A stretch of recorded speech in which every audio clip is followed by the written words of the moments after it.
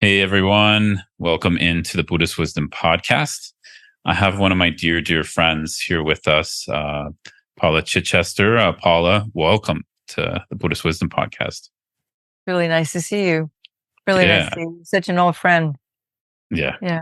yeah. I'm really looking Yeah. forward to this. So Paula took some time out of her busy teaching schedule to come talk with us today and share some of her wisdom, share her history of, intensive Buddhist practice and all of that. And so Paula is a Buddhist teacher, longtime practitioner, musician, songwriter, as well as we're discovering already, very good friend of mine, an actual mentor. So early on in my study of Buddhism, I started around age 19 or 20, and I met Paula when I was 23, and really for me, when I first met you, Paula, I was just like, I was so excited to meet you because I had heard about you, and I was like, wow, there's these people really doing it, really doing hardcore retreat.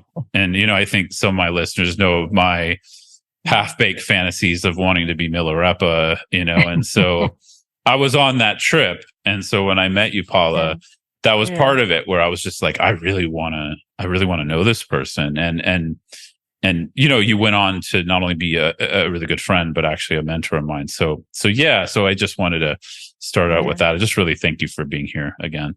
Yeah, well, it's just really great to see you again because I think we parted ways about a decade ago, and I get your emails and I read them half the time, and I have to say you're a very good writer. I'm impressed with. I knew you were smart, but still, I didn't realize your language skills were so good. So I have to say that because you are a good writer. But what I remember most about Namsel Scott was, we were in a recording studio for quite a few hours because when I first met him, that's what he was. He was a recording engineer, and he offered to record some of my songs for me. But we'd spend more time talking about Dharma than we would recording the songs, because we'd get there and I'd go in there and Scott would talk, and we just talk. But what about this? We have to fix the sound over here, But he would go, So what are they probably like annoying you with a million Dharma questions? No, it was good. I was happy to talk to you. Yeah. I was in San Francisco. Yeah, we can get into that because Paula and I, just for the listeners here, we recorded more than an album together. We did I recorded an album with you, but we also did other demos. Did two. We did two. We did two albums. We did two albums. Yeah. Yeah. The only albums I ever did because you were the only recording engineer I knew. That is unfortunate for you, but very fortunate for me. No. I'm the drummer, and you played drums, and you played really nice. The best, my favorite part besides your engineering part was when you played percussion, because you were really good at just adding just really tasty little bits and pieces to the music. Thank you. So, I'd love to kick this off just, with watchers, listeners getting to know you a little bit more, Paula, because, I know you, but maybe they don't. You've been a practicing Buddhist. I think it has to be over 40 years, 35 years, something. Well, I actually started reading Dharma books 56 years ago. Wow. I'm 70, believe it or not. I turned 70 this year, and I started reading Dharma books when I was 14. Okay. And but back then, we're talking about like 1967. And at that time, there wasn't Tibetan Buddhism. I mean, not that we knew of. Maybe Evans Wentz had written that book about Milarepa, but, it hadn't really, at least not where I grew up in Berkeley, California, most of my life. And I was very fortunate to be in such a progressive place where there was a lot of Buddhism and Zen practitioners and people that had been down to Tassajara, and there was Suzuki Roshi and all that influence, and Gary Snyder. But I was just fortunate to be, I don't know how it happened, but I was in a class at Berkeley High School in the 9th grade where, I don't know how it happened, but we just read 2 books. We sat around like graduate students and we read two books. One was the Bhagavad Gita, and one was the Compassionate Teachings of Buddha. And I think it was because of the Beatles. I think the Beatles had been to India, and so everyone was like, "Oh, we want to know about that." So we read those books, and then after I read that Buddhist book, I was in Big Sur, and I had this really, really profound experience that totally alienated me from life. And I'm pretty sure now, looking back, especially now that I've been experiencing more familiarity with the Dzogchen tradition, that I had some kind of experience like that.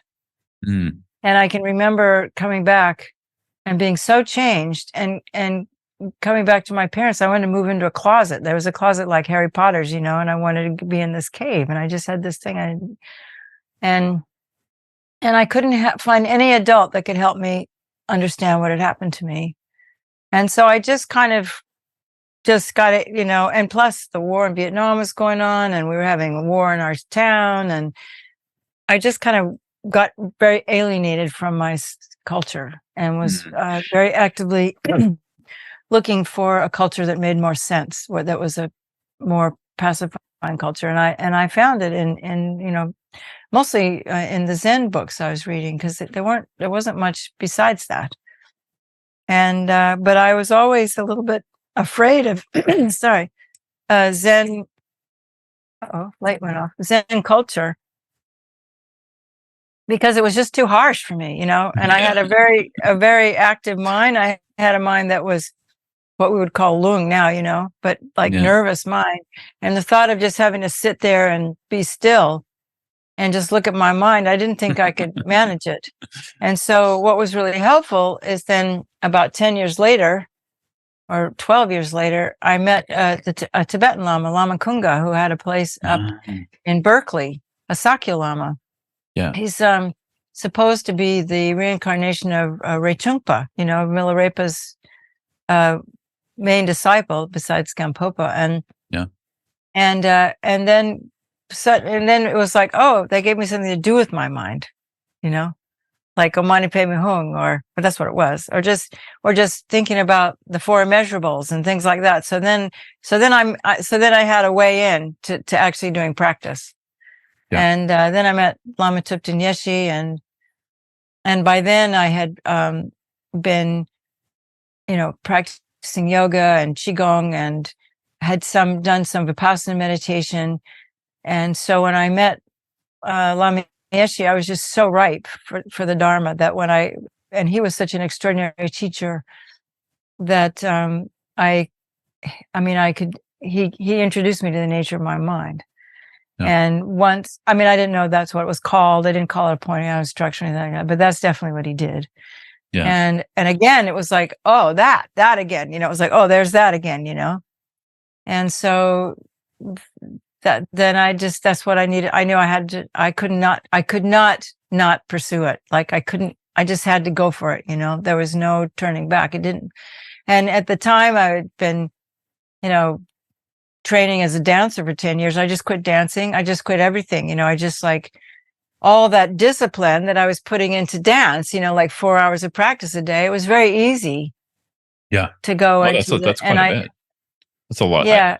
I knew you were a dancer. I didn't realize it was that intensive. Yeah. Well, maybe it wasn't 4 hours. At least, a class almost every day. And then you do stretching and yoga and all that kind of stuff, like your mom. Your mom was a dancer, wasn't she? Exactly. Yeah. She was a professional dancer. Yeah. Yeah. Well, I never really, I just got to the point where I was, being asked to be in performances. And then I met the Dharma, and that was it. My last performance actually was in India. It's on YouTube, actually. Really? Yeah. But you can see it. It's called, Entertainment at the Enlightened Experience Celebration. Nick Ribush put it on there. Oh. So it was in India, the first EEC. Yeah, I'm so young then.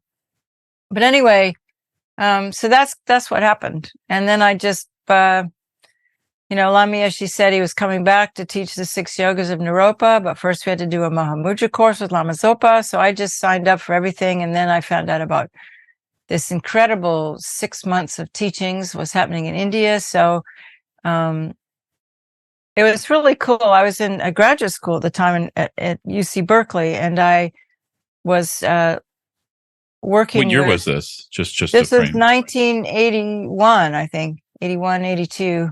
Okay. And I was looking for help. I worked for a professor who taught a class that was about systems thinking and how to think outside the box, because the whole department that I was in, the conservation of natural resources, was about preparing us for the upcoming climate change and the depletion of all the resources. And that, and the idea is that we needed to think differently. We needed to learn how to think differently. And so I thought, meditation and Buddhism would be a really good way. So I was trying to figure out a way to teach it at university without it being Buddhism. That's what I wanted to do, just to get, to try to get people to understand that scientists to think to realize there's no objectivity, that it's always subjective, that the eye's always projecting. I knew that. It was like, okay, so we need to get people to think about that, so that they will understand that rational thought processes aren't necessarily as rational as people think they are. Yeah. That's a great way to put it. Yeah. So my professor at the time helped me. He was so cool, because I didn't have the money to go to this teaching in India, but he paid me for a whole quarter of being a TA, so I'd have enough money to go to India, thinking I would come back and continue to help him teach his classes.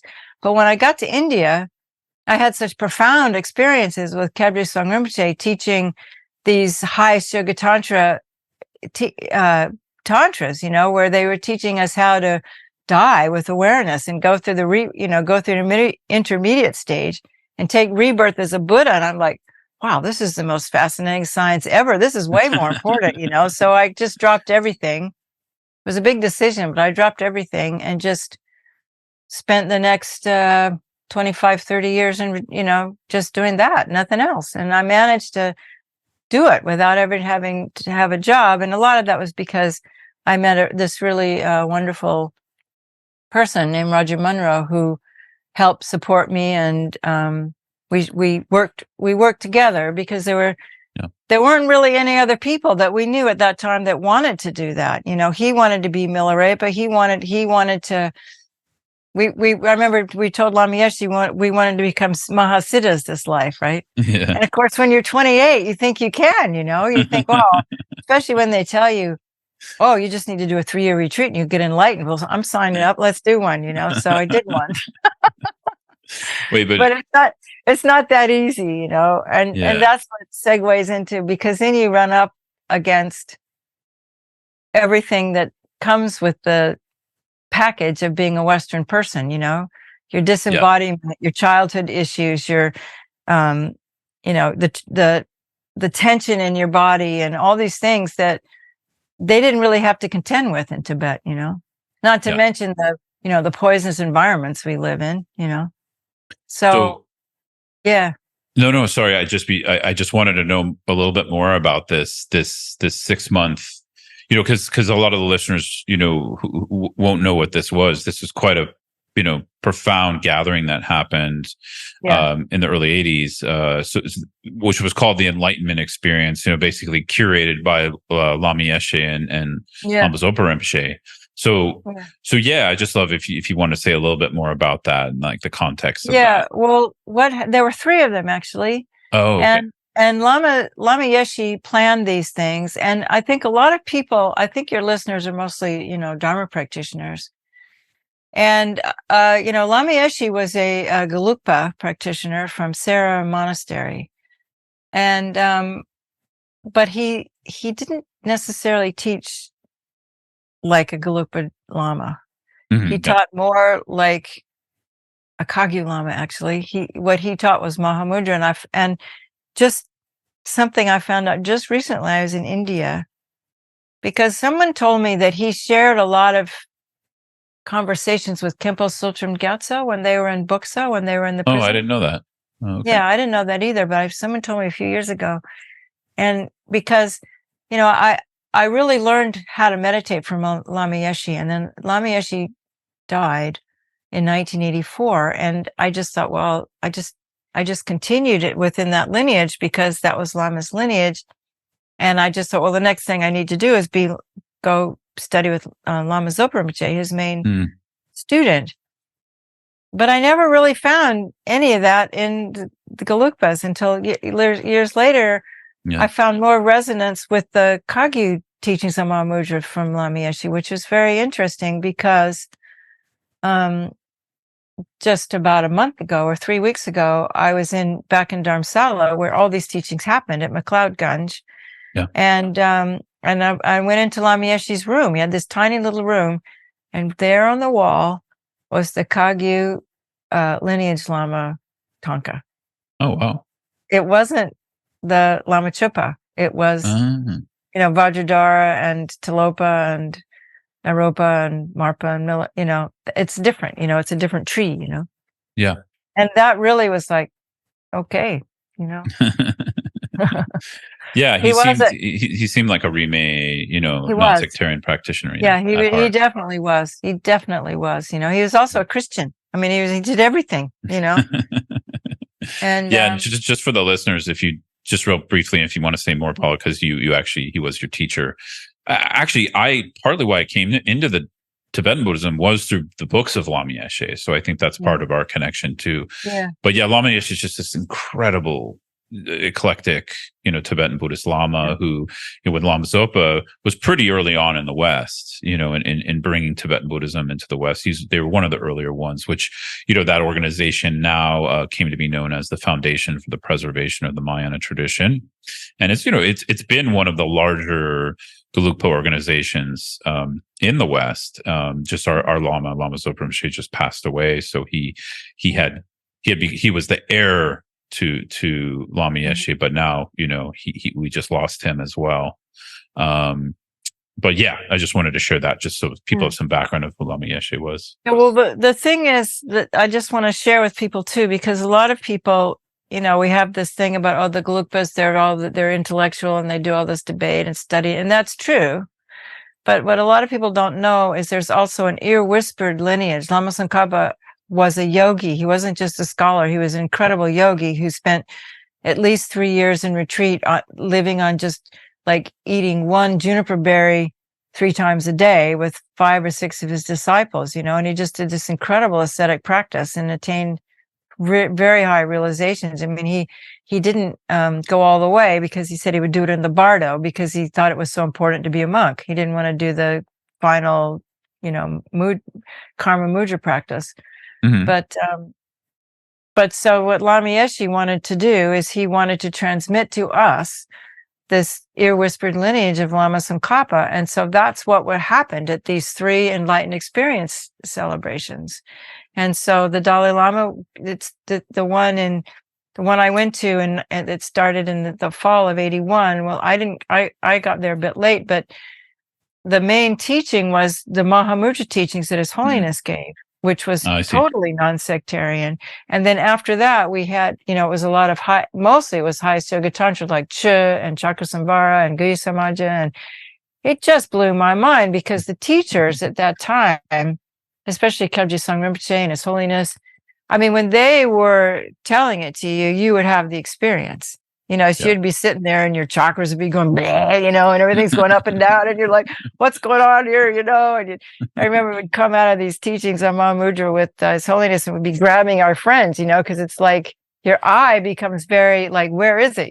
So you have to like go eat and, maybe, eat a whole bunch of food and maybe drink some alcohol just to calm down because we were just so high, and of course we were all still hippies back then.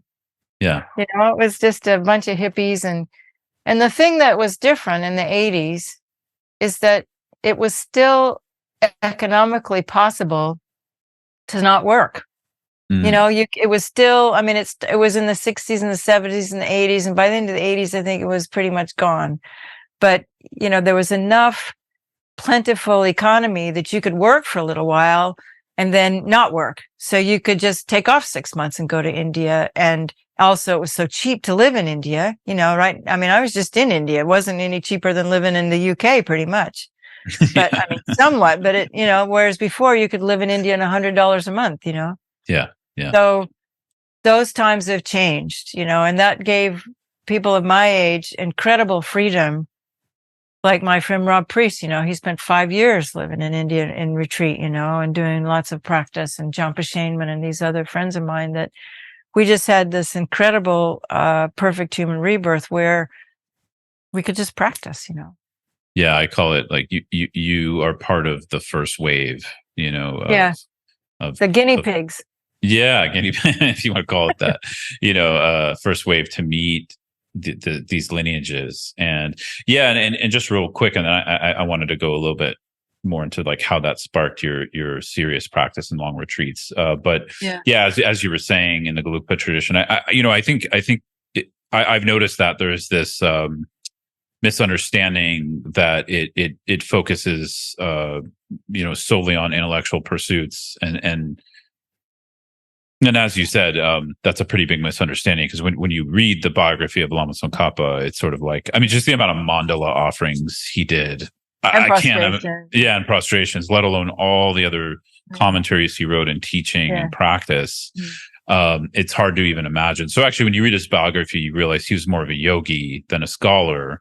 Yet, because of his realization, he started having direct communication with the Buddha of wisdom, Manjushri, or the Bodhisattva of wisdom. And so he a lot of his transmissions also came as a form of what we would call entering the blessings directly, and having pure vision of Manjushri. So I think sometimes, I guess maybe let's just call it ignorance. I won't use the S word of sectarianism, but let's just call it ignorance. Sometimes blocks us from seeing like each of the lineages in Tibetan Buddhism are profound yogic lineages. All of them. Yeah. All of them. And I feel really blessed. I've actually studied with some of the great teachers of all four.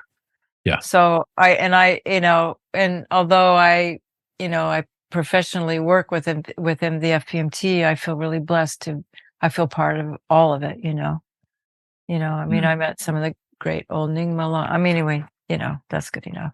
So yeah, it's beautiful. Yeah. And I think you and Roger were the inspirations for me in understanding that there was a yogic, we could say Mahasiddha, ear whispered lineage in Gelugpa tradition. Lama Zopa was teaching that, but also when I met you, I didn't understand what that was. So you really helped me to understand the profundity of that. So thank you. Yeah.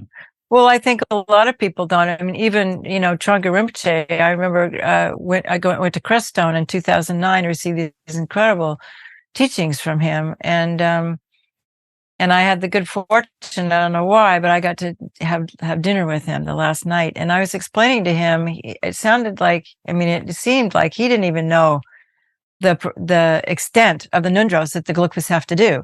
It's like, before you can do a 3-year retreat, you don't do the nundros in your 3-year retreat. You do 9 preliminary practices, not 4 or 5, but you do 900,000s, before you can even begin to do a 3-year retreat, so me for Roger and myself, it took us 8 years just to get the preliminaries and the teachings that we needed to do the first retreat, at which they call it a 3-year retreat, but it's actually a great retreat, which means it's not time, it's the amount of mantras that you say. So the Vajrayogini retreat, it was like 12.5 million Vajrayogini mantras. That's a lot of mantras. Yeah, let's get in. So I want to hear about that. So how did it go from attending these great gatherings, these enlightenment festivals, so to speak, in India with all these empowerments and teachings? How did it go from that? Well, in one way we could say, how could it not go from that to the life you've led? But to walk us through a little bit, and how did you end up in your first 3-year retreat from there? I guess. Yeah. Well, I just got incredibly inspired at those teachings, because of the experiences that I had, and the idea of bodhicitta, and the experience of bodhicitta, and what that meant to, just this huge care for all sentient beings, and this incredible light that would just like shine out, and what I could see in these beings. And I was just so inspired by the lamas. And I just thought, I was quite a naive person, and I was as a Berkeley kid who wanted to change the world. And I thought, if a Western person could develop those qualities, Yeah. that I saw in these Tibetan lamas, it could change the world. If you could show in a scientific way, that this is actually this thing about death and intermediate state and rebirth was actually real. It wasn't just like a myth, but it was actually a scientifically proven method, that it would change. I really thought it would change the world, because not only that, but in order to be able to do it, you have to be virtuous. Like you have to stop hurting people in order to get the ability to be immortal, basically, So you have to become not just an immortal, powerful person, but you have to become a most altruistic, compassionate, wise person, which is what I could see as a teenager was missing from our world. So I just thought, wow, we need more Dalai Lamas, So it's like, oh, I'm going to be one. Why not? How silly, I mean, now that I look at it. But it was, so that was really what inspired me. And also, I didn't really know about a 3-year retreat, but Dharamsala, for those who don't know, it's beautiful. It's in the Himalayas. It's about what is it in meters? 2,000 meters or 2,500 meters, 7,000 feet up, and it's in this beautiful forest. And I used to love to go for hikes because I'm a big outdoor nature person. And I ran into this young man. He was this handsome young monk named Jampa Shainman, and he was just finishing a 3-year retreat. And he told me about it, and I went, "That's what I want to do. I want to do one." So I didn't know how I was going to do one, and it was a big decision. I had a fellowship at Berkeley. I had to leave that. My parents thought I'd completely gone nuts because I had really, and. But then I didn't know how, but I started, and I did. So I thought I'd start. So the first thing I did was I did Vajrasattva retreat, up in those mountains. And that's when I kept running into Roger, and it turned out he had the same aspiration. So, and to be honest, I don't think I could have done it by myself. There's so many obstacles. And also I'm much more of a wishy-washy pleasing kind of person, whereas he's very not like that. He's very grounded, and I'm really watery. He's very earthy. And, but anyway, so together we just put our minds together. We'd help each other. And so that's what we did. And,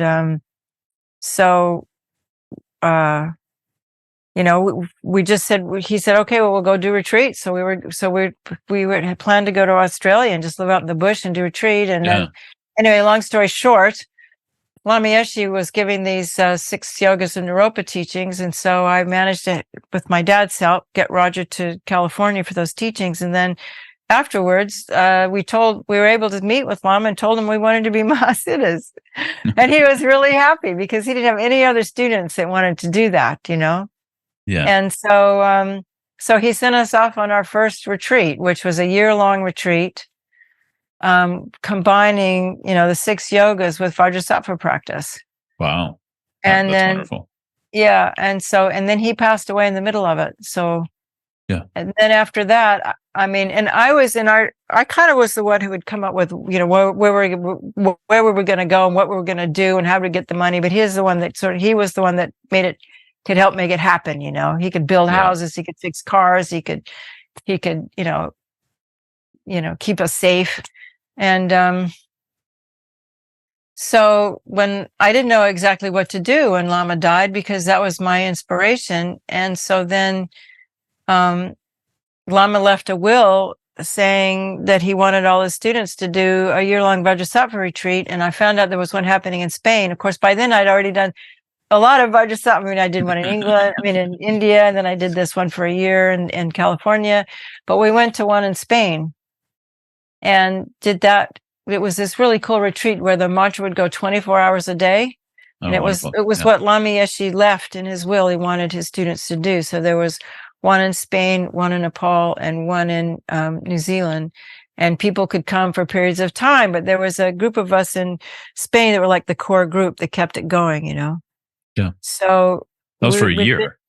Yeah, that I didn't end up staying for a year, but it was a year. It was a year, but we were there, and because in part, right about just before Losar, this is before the days of email, we actually got a letter from Lama Zopa, a letter, like just sort of out of the blue. I guess I'd written him a year before or something.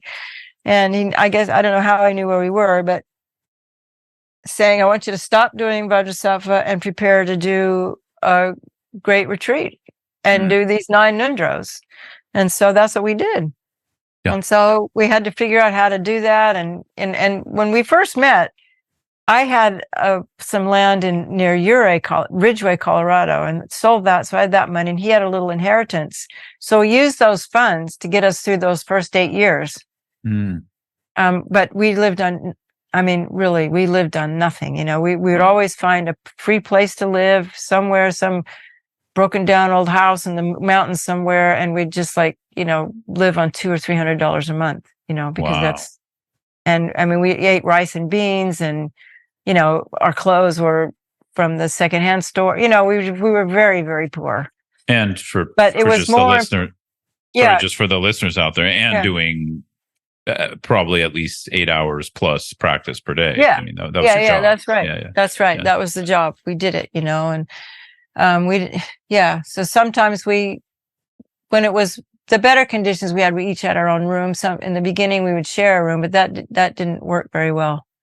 Because when you're practicing really hard like that, you get we call it lung, you get tension in your mind, and the thing is, in the beginning, you haven't the faintest idea about how to meditate, and you don't, and also we didn't. The thing I really appreciate about like Trungpa Rinpoche's organization, and I think Mingyur Rinpoche is the same, is that they require so many hours of just shamatha on your breath before you move into anything else. But with us, we jump right into these tantric practices. And I always try to describe it. It's a little bit like you're being an artist, but you don't know what your medium is. So like if you're throwing a pot, you're trying to throw a pot. If you got a pot in front of you, you can see when it's going off sideways and you can bring it back. Or you can just tell when you've destroyed your pot. And but when you're working with your mind, you don't know when you've gone off sideways or when you've gotten too tight, until it's like 3 days later and you're like crying and screaming, or maybe you're yelling at your friend, or because your mind's gone off, also the nature of like these, because maybe you could describe some of the Nundros briefly too, but the nature of them, in my experience, is they bring up a lot of stuff too. They're moving stuff up and out. Yeah. Especially Vajrasattva. Vajrasattva brings all your stuff up so that you can let it go. And so sometimes it's better to be by yourself. But Lamas Yeshe wanted people to do Vajrasattva retreat as a group, because then you would see all your projections. You don't see your projections if you're by yourself.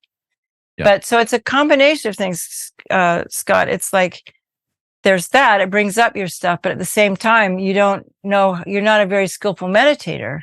And so you get too tense, and then you're not chilled, you get very sensitive, and you can get angry easily or cry easily. And so, sharing a little cabin in the woods with somebody going through that's not that easy. No. Being, Paula and I, just for the listeners out there too, we shared time in retreat, separately, but we were in the same retreat land for a while. And I was alone in that cabin, and that was hard enough, just like I couldn't deal with, just being alone, going through, I call it psychic surgery for, months on end. I always feel bad because I kind of really encouraged you to do a longer retreat by yourself, and I realized that was too harsh of a thing. Oh no, say. it was what it was. It was great. I don't know if there's another way. It's sort of like, you just jump in and you learn. Lama Zopa said, maybe I have to take my sweater. I'm getting kind of hot. Lama Zopa, I can't as much of a thing. It's all right. I'll just be hot. Lama Zopa said one time, he said, because the whole point about Dharma, right, is you have a goal, even though it's goalless. We say we're not good. There's a goal, but you do want to attain enlightenment, and you have to do two things. You have to purify all the obstacles, and you have to create all the causes. You have to, it's like you have to clear the ground, then you have to build a house. And so the purification process, Lama Zopa said, it's like if you have a dirty cloth and you put it in the water, the dirt has to come out. The dirt comes out somehow. It just doesn't go away. So when you're doing purification practices, you experience the purification not as intensely as the karma that would ripen, but you still experience some purification. You get sick, or maybe you get angry, or maybe you have a bad dream, or maybe you know, or you're in a circuit. When I did my first Vajrasattva retreat, I was like covered in flea bites, you know. I mean, it's so there's always something, you know, and the other thing that Lama Zopa really explained to me too is that what makes a good practitioner is not so much, you know, how much they know or, you know, what a good meditator they are, but how well they can endure the hardships. That's the real sign of a practitioner, is someone who can abandon the 8 worldly concerns and endure the hardships of practice, because that kind of practice is really hardcore, and not that many people can do it, you know? Yeah, it's true. So eventually, after 8 years, you finished the preliminaries, which are these 9 in the Gelukpa.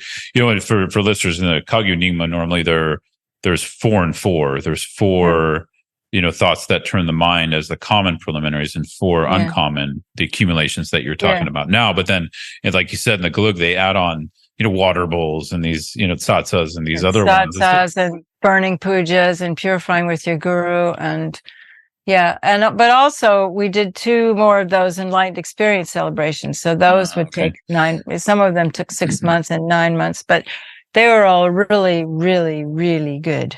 You know, yeah, that's amazing. I mean, that was the education we got, and then the practice was the practice that we, and so we got that education for going to India three times, and also living at Dharma centers and getting teachings from geshes, you know, getting like extensive Lamrim teachings or extensive.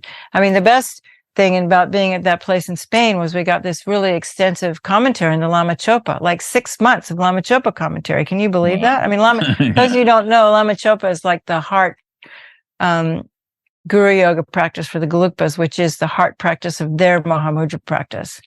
And it's like a sadhana, right? Just for it's people. A sadhana like a liturgy. Extended the 7 limbs, you know, if you know what the 7 limbs are. So some of the listeners are probably, you know, unfamiliar with some of the things we're saying, but it's like it's a liturgy of visualization and mantra and aspiration and meditation. Yeah.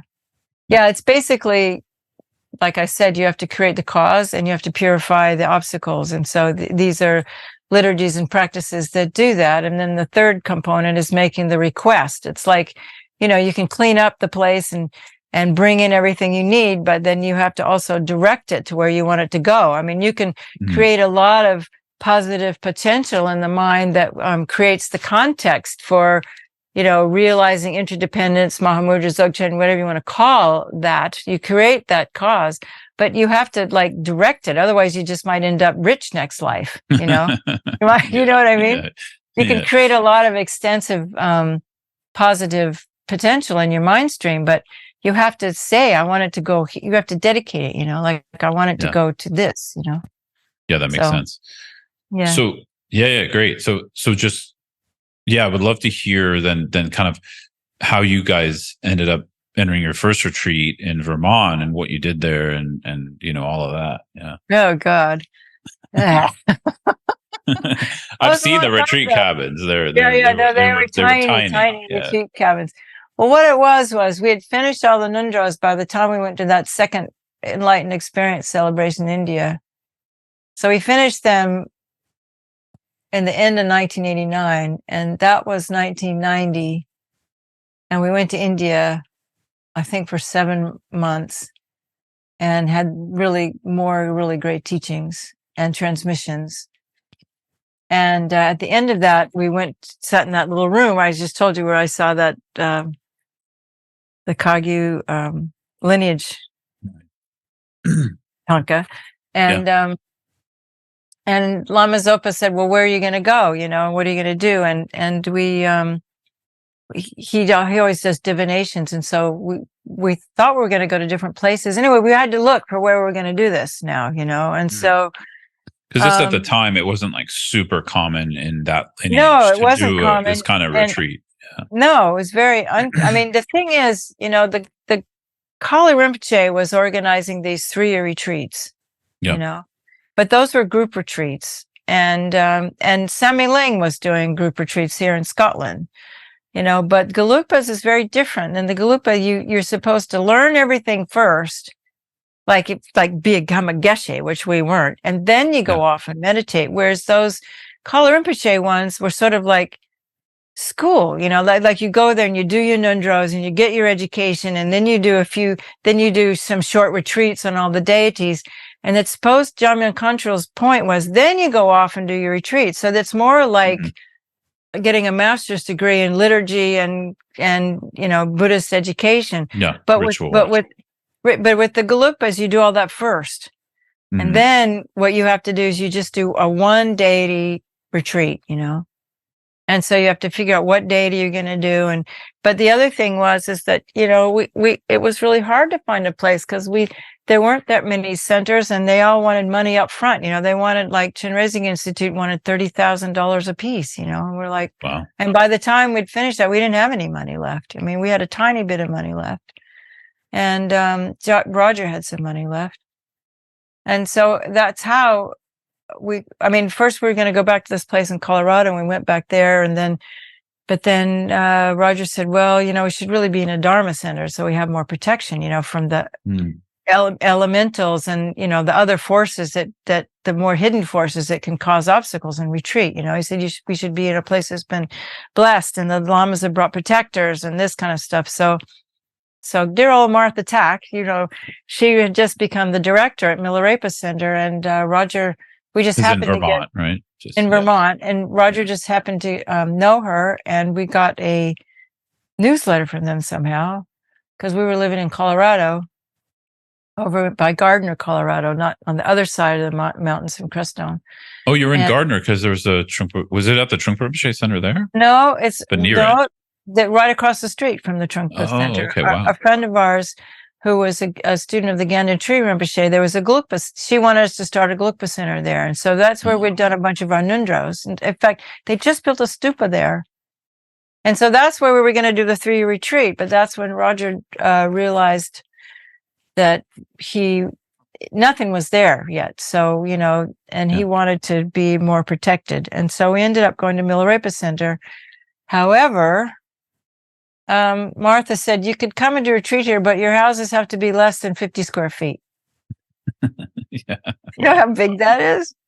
That's like most people's closets are bigger. I mean, rich people's closets are bigger than that. But I tell you, we were so determined, and I think we were somewhat naive too, but you can't believe how determined we were, and it's kind of sad when I see now, because it's kind of like, I don't have that kind of, maybe it's because I'm 70 years old, but, in the beginning, you really think you're going to get enlightened, so it's like, you got to do this, but after you've, been doing it for 20 years, you go, oh, well, maybe in a few lifetimes, so then you don't quite have the drive that I had when I was in my 20s and my 30s and my 40s and even in my 50s, Yeah. So, which is, what can I say, I mean, maybe one day it'll come back, but I mean, I still practice. Of course, I'm always practicing, but it's not quite that determined, I'll do at any cost kind of thing. Cause this was at a great cost. I mean, there we were 40 below zero and these tiny little houses. I mean, it was really, really hard. It was really hard. I saw those, and this is before I met you, actually. I was at Miller because I met the Dharma in Boston. And so we would go to Milarepa Center in Vermont often. And I just took a hike out into the woods, and I was like, oh, I'm not sure if I can do this. Like I saw the cabin and I was like, I don't know if I want that lifestyle. That's a bit intense, definitely. It was really intense. It was really intense. But I think part of it was because I had spent a great deal of enough time as a young person backpacking. And, Roger had been living out in the outback, that we were kind of familiar with. And plus we'd lived in India, so we were familiar because we didn't have running water. We didn't have a bathroom. We didn't, we did have heat. We cooked outside in Vermont. You know how cold it is? And I almost nearly died, But the thing is that we were so determined. And I remember Achak Rinpoche told me beforehand that his time in Buxadar, when they were in prison, he said, at the time when they were there, it was like horrible, horrible suffering. But when they look back, it was the best time in their lives. Yeah. And I think he told me that beforehand because he could see how hard it was going to be. Because we spent 6 winters there, basically 5 years there. And, but when it was over with, I just couldn't live there anymore. I mean, I was done. It was like, and I think that the reason why you have to do all those nundros is because it gives you the merit so that you can get through one of those experiences. Yeah, and Lama Zopa came to visit us, and he was really impressed with the hardship and the way, because also we'd seen how the yogis lived in Dharamsala. We were living just like the yogis in Dharamsala. They had just the same kind of houses. So it was like, okay, well, if they can do it, we can do it, because really it was no different. In fact, ours are a little bit better than like my guru's houses in Dharamsala, where they were in lifelong retreat, and also very cold places. So it didn't seem that, I mean, maybe I was just naive, but it didn't seem that horrible. Yeah. And, but I didn't realize, I mean, I'd lived in Colorado winters, but I had no idea that Vermont winters was so much rougher than Colorado winters. Yeah, much rougher. Yeah. And that, just to segue into something, you're bringing up an interesting point, which I've come across too, which is sort of like, understanding our maybe even cultural limitations, our body limitations. And, just curious if you had any thoughts on that, because there's a lot to say about that, but just in relation to even this, because, are Tibetans are their bodies more built for this? Is it something cultural? What is it, I think it's both. I mean, I had to think about it a lot, especially in that retreat. And I was really grateful to the education I'd had at Berkeley in the systems approach and studying ecosystems, because I was able to think about Tibetan Buddhism in the context of its culture and in the context of the geography. And I started thinking about it, and I thought, well, for one thing, only the strong ones survived. Yeah. Because, I mean, their infant mortality rate was 50%. Wow. So probably somebody like me, I would have died before I was 5 anyway, And His Holiness's mother had 13 pregnancies and 7 children. Wow. Yeah.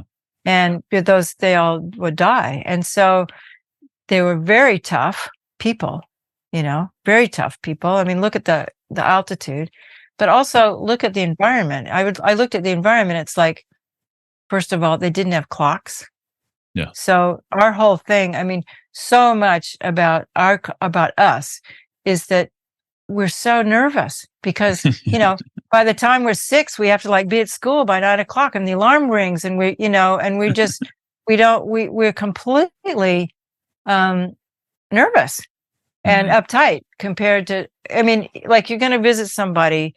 It's like, not that you're 5 minutes late. It's like, oh, plus or minus 2 or 3 days you're going to show up, I mean, they're so chilled, they're just we can't even imagine what and it's like. This is old Tibet you're talking about. Yeah, not now, but the lamas that I was really fortunate to meet, that generation, there will never be a generation like that again. Yeah. There'll never be, who grew up in that. And then think about it. All their food was organic. There was nothing poisonous, Their houses were not full of poisons. They were all organic mud, stone houses. So they had a completely different, stronger, quieter body, and that our brain, what we work with in meditation isn't just, the mind isn't here. One of my teachers I like, he says, wherever there's blood, there's mind. Yeah. It's like your mind's everywhere.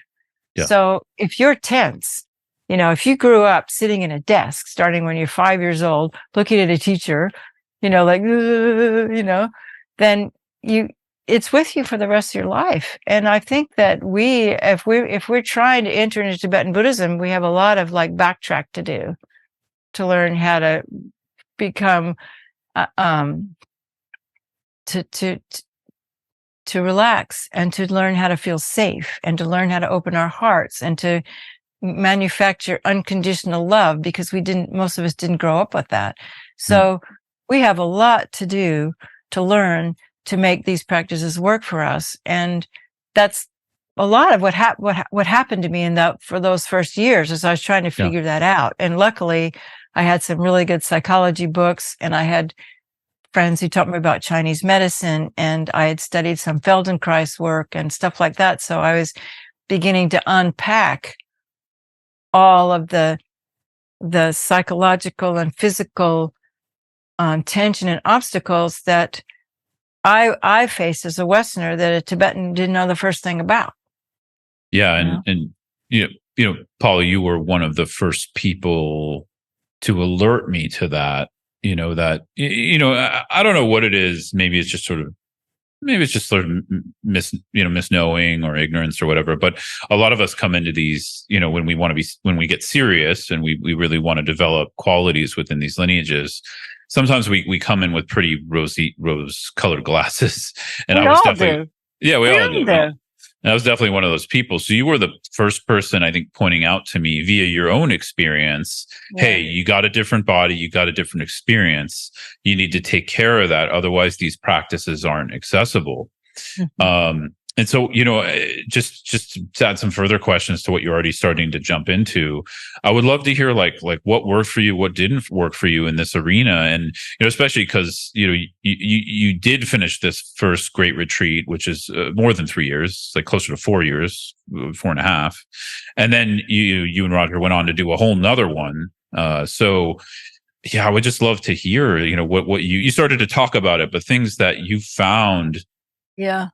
That helped you to actually access these practices, Well, I'm learning more and more about it. And I'm just so grateful to the psychologists and neuroscientists today, because in the last even 5 years, there's so much more information about trauma and growing up and how we heal ourselves and what children need, and I was just looking at something today, reviewing that, because we really have to go back to our childhoods and heal that, everyone knows that, but, what specifically, just any traumas and things like that? Well, the fact that, but if you just think about it this way, we need unconditional love. We need to be able to express our emotions freely, not that we don't need to learn how to temper them, but what happens to most of us is we get shut down, And we also need to play, because one of the things I find even more disturbing about children now is that they're just so busy. We need to we need to know how to just be easygoing and play, and, because meditation has to be playful, and not so serious, And, so if you look back at your life and see, well, was I able to do I feel my emotions? Do I know what my emotions are? And I think that for me, back in that first retreat, I realized that, so much of what was going on with me was that, I wasn't really able to express what my needs were. And so if you don't know what your needs are, that's how you end up living in a place when it's 40 below zero, because you don't have the faintest idea what you need to survive. And so when you sacrifice your own inner knowing and your gut feelings and your own needs in order to get the approval that you need from your parents, you end up being kind of wide open to getting into trouble as an adult, because you don't have your own inner compass, because you lost it in order to get the love that you needed, And I think that's one of the first things we need to look at, because if we take that into our Dharma practice, then our Dharma practice can end up harming us rather than helping us, because we don't know what our real needs are, And I don't mean neediness, but I just mean our baseline health, emotional, physical health, to find out what that is. Basic well-being. Yeah, basic well-being, we need to start there.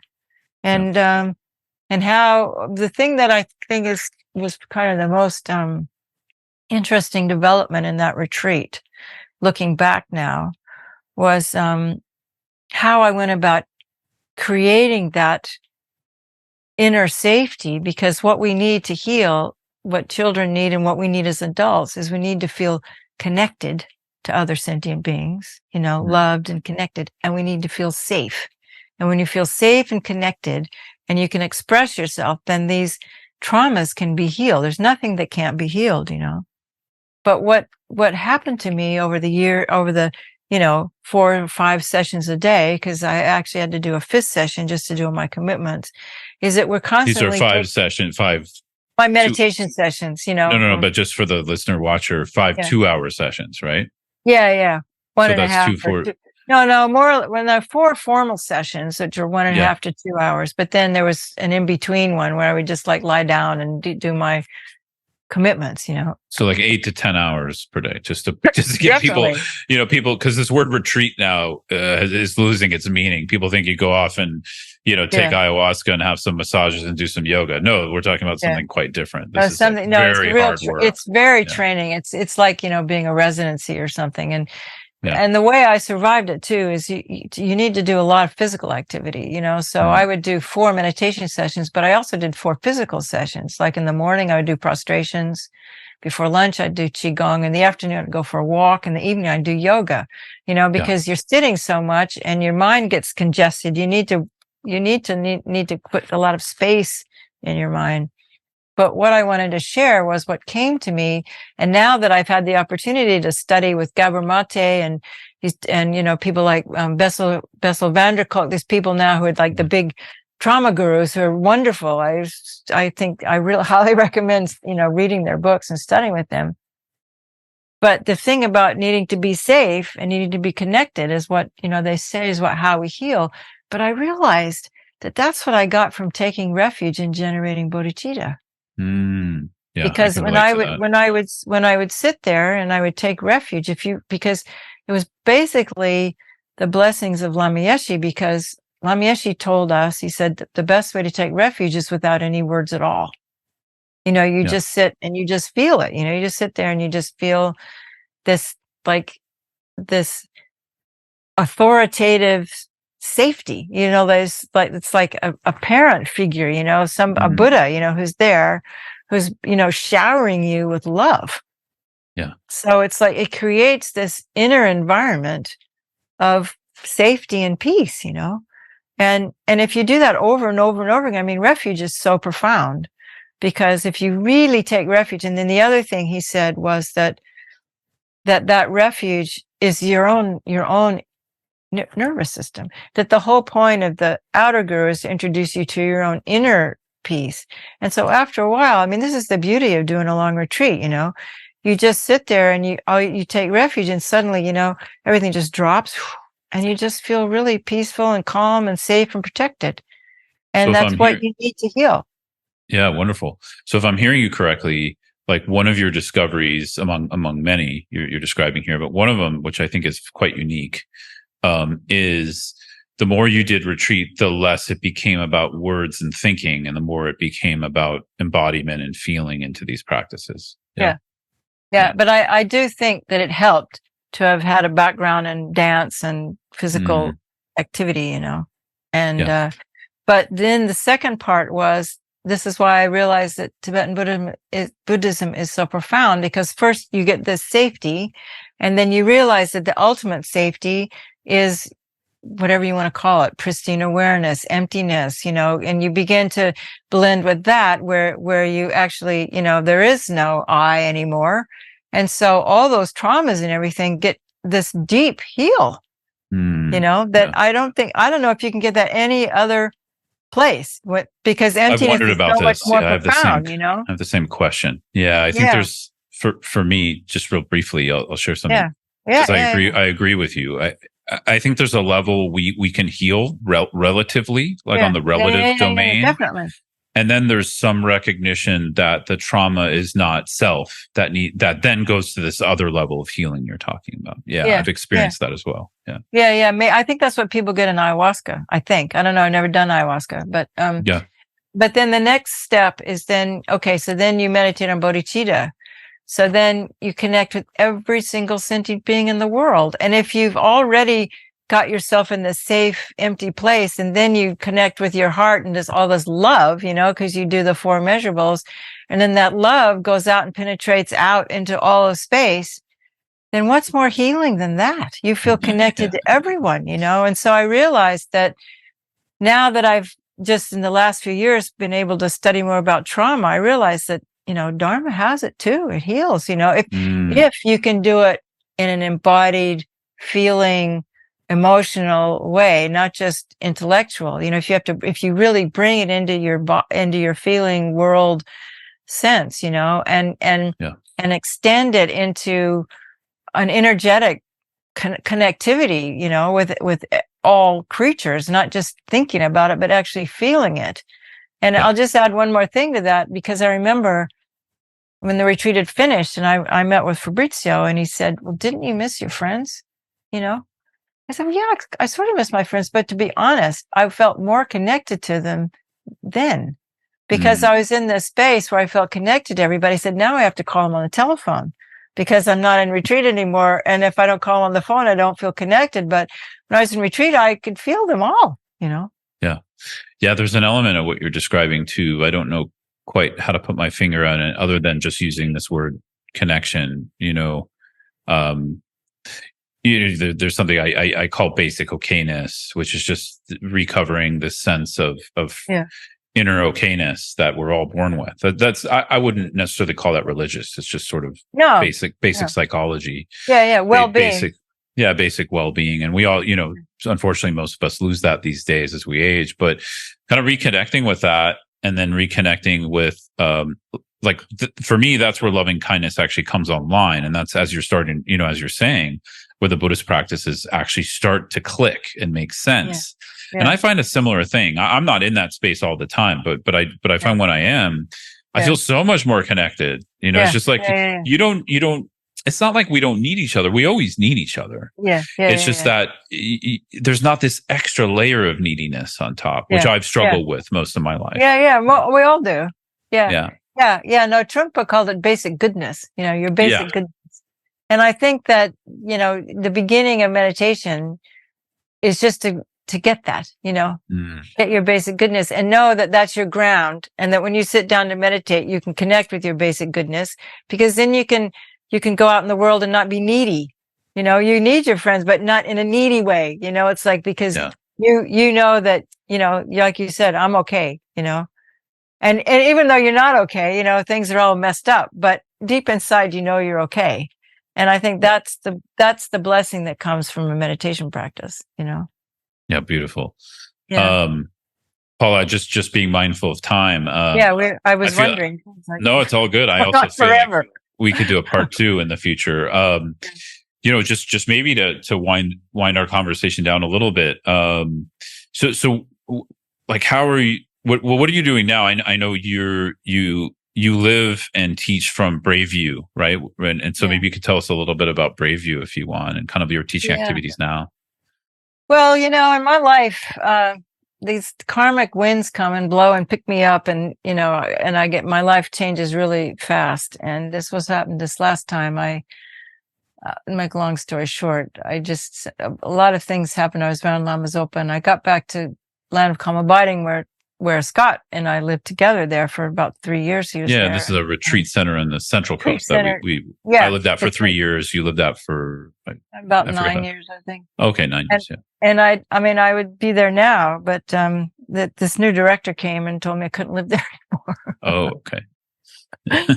Because I hadn't been there. I've been out teaching too much, and it's not that she said I just couldn't have a house there. Anyway, it's a long story. It doesn't matter. I think it's just, if you see things as all being a blessing, then they are, So then my friend Jeff, I just recently met him. He said, well, and he just bought this house. So it's It's an amazing place. It's very, very remote in the Shetland Islands. I think for Europe, it's about as remote as you can get, and it's far away from anywhere. The Shetland Islands are like 100 miles north of Scotland. Wow. And 100 miles west of Norway. So you're just in the middle of the North Sea, this little tiny archipelago of, and so the wind blows like crazy up here, but it's really, really beautiful. And the house has amazing views, and it's really good for my mood or meditation. And we have a little retreat house there where my friends come and do retreats. So, and so I live there, and Jeff has since become my partner, and although we still live separately, we're together. But I've lived by myself so much, I don't think I can really live with anybody all the time.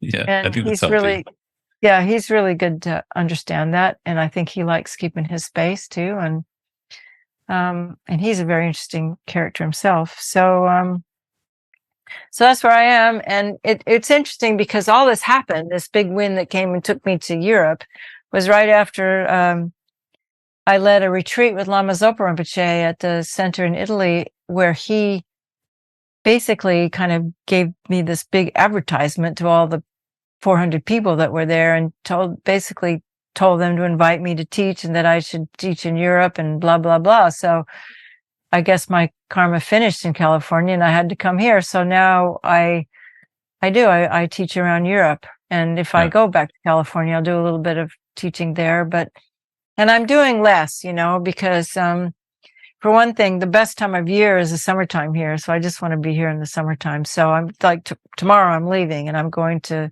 France and Sweden and places in the UK. And, I'll be gone for 7 weeks. So to teach on a teaching tour. Yeah. I don't really call it teaching. I lead retreats. I'm not really I can't sit up there. I'm not a geshe. I can't give lectures. But and in the beginning, I thought I could never be a teacher because I'm not a big intellectual person. But it seems like when I lead retreats, people get a lot out of it, and I've gotten enough feedback now that I feel confident that it's a good thing to do. Well, and I'd certainly say, you're one of the more experienced Western practitioners I know. So, I think, I can't imagine the depth you bring, when you're doing how do you say it? Like, it's organized and you're leading a retreat, because, a lot of my experience with you was not organized. It was just hanging around talking about music or, just on a break from a session. And you helped me to kind of go back with some new life. I mean, it's still your advice that you gave me is the advice that's probably been the single most helpful advice for me, which is just show up. Yeah. That's right. Yeah. Yeah. So Paula. That's right. And I'll just share the context though, for the listeners, I was struggling in practice, and I was putting so much expectation on myself to be this perfect yogi in retreat. And you just told me, just relax, man, just show up. You said, you know what I do? The only discipline I put on myself is just show up to the session. That's it. And I was like, oh, and that's actually been something that's grown for me over the years. It's not like I got it right away. That's something I had to practice. But that piece of advice is very precious. So I thank you for that. Because every session's different. Every session's different. And some, and you can't label them good or bad. That's what I like about Mingyur Rinpoche. Just be with it. Just be with it. Don't try to push it. Don't try to change it.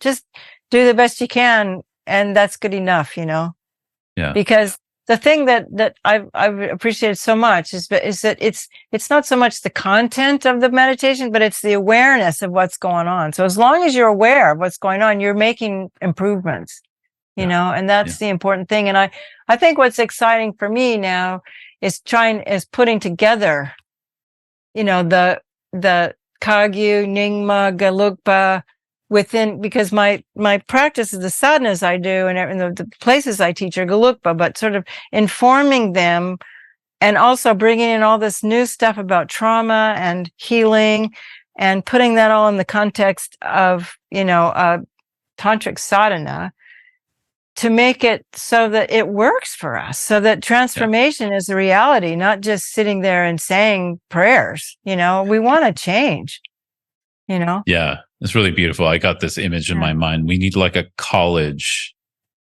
for this. Because we didn't get to it today, but part of one of the questions I want to ask is like, where is Tibetan Buddhism moving in the West? And I feel like we're talking about it right now, which is this element of like the other components we need to not only survive, but thrive in doing these practices. And it's not just us now. The Tibetans need it too, because they've joined the modern world and they have all the same issues we have now. And they're traumatized just like we are now.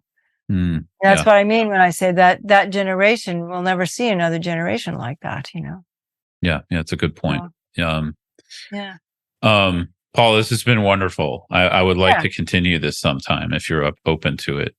Yeah, well, it's just really nice to see you, because you are one of my dear friends, and I have to say it's been so wonderful to see how you've grown. Oh, thank you so much. Really, really, and the fact that you've stuck with it and that you do what you do and you do it so well. You're so professional. I mean, I'm just a bozo, but the way you're able I mean, it was always like that, though. You're always the one that could like teach me how to use my computer, and because I'm old school, So I just really appreciate the way you can bring them both together. It's really good. Oh, thank you. Yeah. I don't know. I feel I just show up every day. Yeah. That's all. There's one little thing I'd like to share, which has been on my mind lately, which maybe you could appreciate. A friend shared some personal advice he received from Sonny Rinpoche on sort of struggling with life's issues and relational stuff and all that. Yeah. And Sonny Rinpoche shared that, he's not just on cloud nine all the time without problems. He's got tons of projects going all the time. There's always demands of him. And so sometimes when he wakes up, he just thinks to himself, today I'm going to suffer for others. And I thought, wow, that's so beautiful. That's so beautiful. Yeah. And so for me, this sense of just showing up includes that now. Yeah, it does. Thank you. That's very Sorry. Because we do suffer for others. And that's okay. Like that's not a bad thing, I think is what that means. No, because until we're enlightened, the winds are going up and down and all around, and all we can do is just be with it is as it is. Yeah, exactly. Suffer for others and be good for others. And I don't know, man, bodhicitta, I couldn't live without that, the thought of sentient beings and caring for all sentient beings and becoming enlightened for all sentient beings. There's so much suffering in the world that just holding that little light keeps me going, and I wake up in the morning and just thinking about bodhicitta is how I can manage. So it's such a big thing. I don't even, it's everything for me. Yeah. And it's such a tough one too. Such a challenging thing to develop. I'll leave it here, but so Paula, where can people find you, hear your teachings, check out your music? We can talk about that. You're also a musician. Yeah, a friend of mine in 2019 insisted that I have a website, because I'm like allergic to computers. I don't do it very well.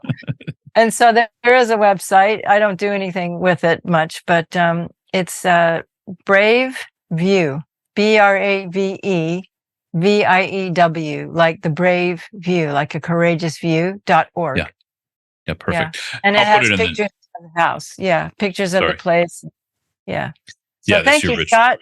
This is pretty long. I don't know if anybody listened to all of it, but I think there's gems, and so for people who want to find gems, they have to dig. And so I think there's worth in that. Yeah. So I'll put braveview.org. I'll put the link on in the notes in the YouTube video. Yeah. So you can find it there. If you're listening on Spotify or iTunes, just go to the YouTube and braveview.org and please check out Paula's teachings. I mean, she's one of my inspirations and just an amazing gem you wouldn't know about unless friends made a website for her. So So, there you go. Yeah. Well, thank you, dear. Thank you, Paula. Let's be more in touch. Yeah, I would like that. And really, really, really good luck. Safe travels on your upcoming. Yeah. You too. Good luck with your new life. Thank you. Yeah. Okay. Okay. Ciao. See you, my friend.